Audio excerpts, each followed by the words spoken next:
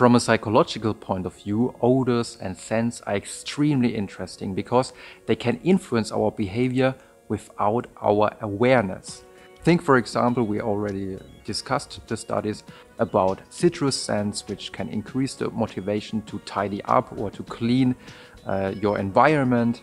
And sometimes citrus scents can also make people more pro-social. But in fact, there are much more studies which show that, especially when it comes to health decisions, our brain seems to be guided, at least to some extent or more extent than we think. Take, for example, a study by Olsen and colleagues in which participants agreed to be infected by endotoxins. So they really got an injection with these endotoxins. I guess they got some money for it. And later on, they gave away their t-shirts to other participants who had to sniff on these t-shirts. And it could be shown that the other participants were indeed able to realize, of course, the effects were not very huge, but there was a significant effect in detecting which t-shirts came from infected participants. By the way, in the control condition, the t-shirts came from the same participants, but this time they were healthy and not infected by endotoxins.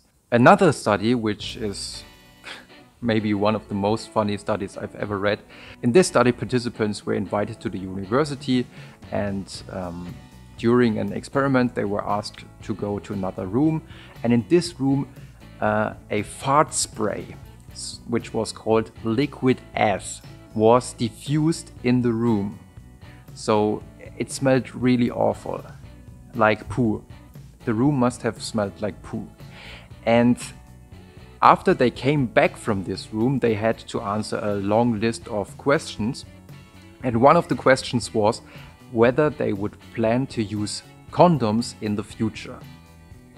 I mean, this is a legitimate question you can ask because it's for health reasons, but it could be shown that those participants who had been in the room with the fart spray, which must have smelled really awful, later on more often said, well, of course, I really plan to use condoms in the future.